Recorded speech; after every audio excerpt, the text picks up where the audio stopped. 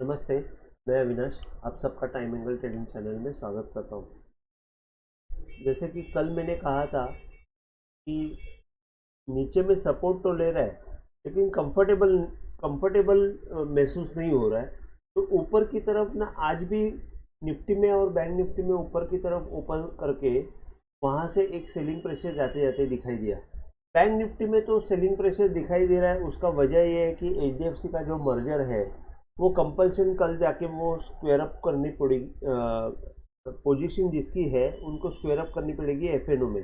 तो उसका कहीं ना कहीं पे तो प्रेशर आने ही वाला है। जहाँ पे किसी का एफएनओ का पोजीशन रहेगा तो वो कैश के साथ अगर उसका एडजस्टमेंट रहेगा तो उस हिसाब से प्रेशर दिखेगा। तो उस हिसाब से बैंक निफ्टी में हमको ज़्यादा प्रेशर दिखाई दिया रादर देन निफ्टी में।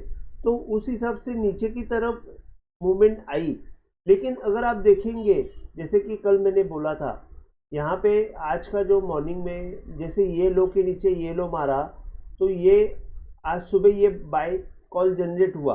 बाय कॉल जनरेट होने के बाद एक थोड़ा सा ऊपर जाने के बाद अगर आप देखेंगे ये जो हाई बना ये सिंगल कैंडल हाई था, ये ऊपर गया नहीं। तो एक्चुअली एक्चुअली अगर हम लोग देखते हैं तो यहाँ पे अपवर्ड एंगल आपको शिफ्ट करना पड़ता है और यहाँ पे जब डबल कैंडल हो जाएगा तो बाय करना रहता है। तो यहाँ पे एक्चुअली डबल सिंगल क्लोजिंग आई लेकिन सेकंड कैंडल क्लोजिंग आई ही नहीं ऊपर की तरफ। और वहाँ से जब ये मूविंग एवरेज का यहाँ पे नीचे क्लोजिंग आ गया, मोमेंटम छूट गया। और वो मोमेंटम जैसे ही छूट गया यहाँ पे सेलिंग का प्रेशर चालू हो गया।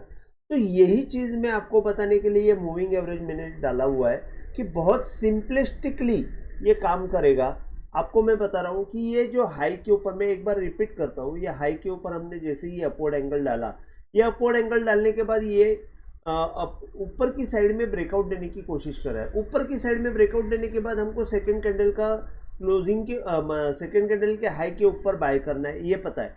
तो एक सिंगल क्लोजिंग आ गई और सेकेंड कैंडल इसने मुश्किल से, मतलब सेकेंड कैंडल उस हाई के ऊपर गई ही नहीं। तो जैसे ही ये नीचे से मूविंग एवरेज के नीचे क्लोजिंग दे दी तो ये पूरा मोमेंटम निकल जाता है। और जैसे ही मोमेंटम निकल गया ये जोर से सेलिंग आ गई। यहाँ पे उसने होल्ड करने की कोशिश की लेकिन मूविंग एवरेज को क्रॉस नहीं कर पाया। यहाँ पे आप देखेंगे कि अगेन यहाँ पे इन्वर्टेड हैमर बना। इन्वर्टेड हैमर बनने के बाद उसके नीचे जैसे ही मूवमेंट आ गई जोर से सेलिंग प्रेशर आ गया। तो यहाँ पे आप बहुत अच्छी तरह काम कर सकते हो। Basis of this moving average के हिसाब से आपको सेल बहुत अच्छा मिलेगा। जब भी वन वे सेल आएगा, वन साइड सेल आएगा, आपको सिर्फ कंडीशन इतना ही है कि ये मूविंग एवरेज को हमको टाइम एंगल के आसपास काम करना है। अभी जैसे कि मैंने यहाँ पे कल का डाउनवर्ड एंगल, कल का जो लो है वहां से डाउनवर्ड एंगल डाला है तो आप देखेंगे कि एग्जैक्टली बैंक निफ्टी वहां पे आके रेस्ट हो गई। तो ये डाउनवर्ड एंगल इस हिसाब से काम करता है, अपवर्ड एंगल इस हिसाब से काम करता है। ये दोनों बहुत अच्छी तरह काम करते हैं लेकिन हमारा जो एक्शन पॉइंट है वो हमको इम्प्रूव करने के लिए ये मूविंग एवरेज काम करेगा। अभी जैसे कि ये मूविंग एवरेज अभी लंबा है और डाउनवर्ड एंगल के आसपास ये प्राइस आ चुकी है तो हम लोग को थोड़ा कॉन्फिडेंस आ जाता है कि यहाँ से यहाँ ये फासला जो है ये अभी बहुत लंबा है तो आप यहाँ पे बाय कर सकते हो। क्योंकि ये मूविंग एवरेज जो है ये खींच लेगा थोड़ा प्राइस को। और अगर प्राइस अगर ऊपर की तरफ नहीं गई और डाउनवर्ड एंगल के आसपास रोती रही तो मूविंग एवरेज नीचे आ जाएगा। तो इसी हिसाब से ये दोनों जब करीब आ जाएंगे तो हम लोग सोच सकते हैं, तो उस हिसाब से हम लोग थोड़ा सा एडजस्टमेंट कर सकते हैं। अभी कल के लिए नीचे 44,650 के नीचे सेल प्रीफर करना और 44,514 के आसपास बैंक निफ्टी जा सकती है, वहाँ पे हमको बाय का अटेम्प्ट करने में हर्ज नहीं है। थोड़ा सा ये निफ्टी बैंक निफ्टी थोड़ा सा बैंक निफ्टी लूज होते हुए दिख रहा है लेकिन फिर भी जब तक 44,000 नहीं टूटता है, 44,400 टूटता नहीं है, तब तक हमको बैंक निफ्टी में कोई प्रॉब्लम नहीं है। मैं एक बार आपको कंफर्म करवा देता हूँ, 44,450 रादर 44,000 ही पकड़ो, 44,400 ही पकड़ी कि वो अगर टूटता नहीं है तब तक बैंक निफ्टी को कोई प्रॉब्लम नहीं है, ऊपर की तरफ बैंक निफ्टी आ सकती है। ऊपर की तरफ अगर हम लोग देखते हैं तो 45,070 के ऊपर बाय कर सकते हैं।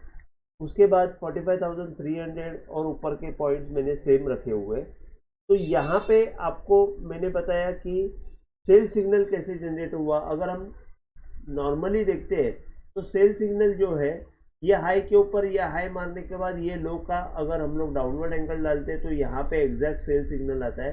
तो ये डाउनवर्ड एंगल को जैसे ये सपोर्ट कर रहा था और सपोर्ट करने के बाद जैसे ये एंगल टूटा, यहाँ पे सेल सिग्नल जनरेट हो गया। ये पॉइंट के नीचे तो क्लियर कट सेल सिग्नल हो गया। तो इस हिसाब से हम लोग सेल सिग्नल भी निकाल सकते हैं और मूविंग एवरेज से हम लोग अलर्ट भी हो सकते हैं।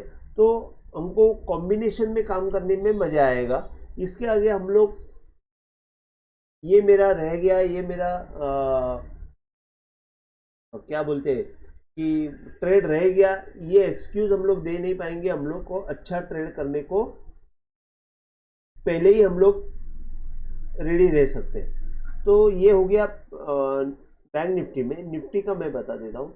निफ्टी में एक्चुअली क्या हुआ कि जैसे ही ये लो के नीचे ये लो मारा, ये हाई का अपवर्ड एंगल क्रॉस होना चाहिए, तो इसने यहाँ पे जब अपवर्ड हाई के ऊपर अपवर्ड एंगल डाला तो आज सुबह ये निफ्टी ने यहाँ पे क्रॉस कर दिया। ये जैसे ही क्रॉस कर दिया, या तो आप देखेंगे ये लो के नीचे ये लो मारा, ये हाई का अपवर्ड एंगल तो ऑलरेडी उसने क्रॉस किया हुआ ही है, वही कैंडल्स का लो बना है। लेकिन जैसे जो हमने सेफर साइड में इधर रखा, तो यहाँ पे रखने के बाद आप जैसे यहाँ पे देख सकते हो कि ऊपर जाने के बाद बैंक निफ्टी जो है थोड़ी सी रुक गई। रुक जाने के बाद जैसे ही एवरेज के अंदर क्लोजिंग दे दी, हमको एक समझ में आता है कि एवरेज के अंदर जैसे क्लोजिंग दे दी, यहाँ पे अभी थोड़ा सा निकलने में टाइम लगेगा। अगर आपका बाइंग का पोजीशन है, एक बार हल्का करके ऊपर एवरेज के आसपास हल्का करके आप साइड में बैठ सकते हो। और जैसे ही ये एंगल वापस टूटा, जैसे गोली छूटी है तो रिटर्न नहीं आनी चाहिए, तो एंगल टूटा तो हमको नीचे के साइड में मोमेंटम मिली। तो ये निफ्टी में भले उतनी मोमेंटम नहीं मिली, लेकिन आप अगर CNX फाइनेंस देखते हो तो इसमें बहुत अच्छा एक हमको ट्रेड मिला। अगर आप क्लोजली देखेंगे तो ये कल का जो हाई था, यहाँ से हमने जो अपवर्ड एंगल डाला है उसके ऊपर वो बाय दे सकता था। मतलब मैंने यहाँ पे लिखा था 20,216 के ऊपर बाय जाएगा, तो वहाँ तक तो गई नहीं। लेकिन यहाँ पे आने के बाद जब ये मूविंग एवरेज का मोमेंटम टूटा और इसके नीचे क्लोज देख के वापस नीचे टूटा, तो ये clear cut cell signal generate हुआ। और यहाँ से आप देखेंगे वन वे एक करीबन 20,160 से लेके 19,942 इतनी बड़ी मूवमेंट हमको देखने को मिली। मैं CNX निफ्टी में कभी ट्राई नहीं किया है, फर्स्ट टाइम मैंने आज आपको टेलीग्राम में लेवल दिए थे। तो ये लेवल आज के हैं, कल के मैं अभी तक CNX निफ्टी मांगता है तो मैं अलग से मैं डालूंगा, जब एक्सपायरी होगी तब मैं डालूंगा। जैसे मेरे एक दोस्त ने रिकमेंड किया कि CNX निफ्टी का एक्सपायरी के वक्त हो सके तो लेवल दे देना, तो मैं इसके आगे एक्सपायरी को CNX निफ्टी को कवर जरूर करूंगा। वो दिन के वीडियो में मैं CNX निफ्टी के लेवल पक्के दे दूंगा। और आप ये देखेंगे कि इसने कितना अच्छा काम किया हुआ है। उसके बाद अगर आप देखते हैं तो यहाँ पे लो से जब डाउनवर्ड एंगल डाला तो ये सिंगल कैंडल है, सिंगल कैंडल करके ये ऊपर आया। तो आप कल CNX निफ्टी को यहाँ पे जब ये दोनों क्रॉस हो जाएगा, मतलब एवरेज नीचे आ जाएगा, ये थोड़ा सा टाइम निकालेगा और जब ये बाय हो जाएगा तो CNX निफ्टी को हम लोग ऊपर की तरफ बाय कर सकते हैं। तो ये ठीक है। निफ्टी का मैंने बता दिया कि 470 के ऊपर बाय हो जाएगा तो कल कर लेना। 525 650 ये पॉइंट रहेंगे। नीचे के साइड में 19,350 के नीचे सेल करना है इंट्राडे के, और ये 2 पॉइंट सेम रखे हुए हैं मैंने। तो all in all bank Nifty थोड़ी वीक लग रही है, लेकिन निफ्टी बहुत अच्छी बाय दिखा रही है। मेरे ख्याल से निफ्टी में हमको अगेन एक बड़ी मूवमेंट देखने को मिल सकते हैं। मेरे ख्याल से 19,800 हम लोग बहुत जल्दी क्रॉस कर सकते हैं। कंडीशन ये है कि 19,300 नहीं टूटना चाहिए। अगर 19,300 टूटा तो थोड़ा सा फिर हम लोग 19,000 तक जाने की कोशिश करेंगे। बस आज के लिए बस इतना ही। अगर आपको आज का वीडियो पसंद आया तो प्लीज़ आप शेयर कीजिए, लाइक कीजिए और सब्सक्राइब कीजिए। जय हिंद, थैंक यू।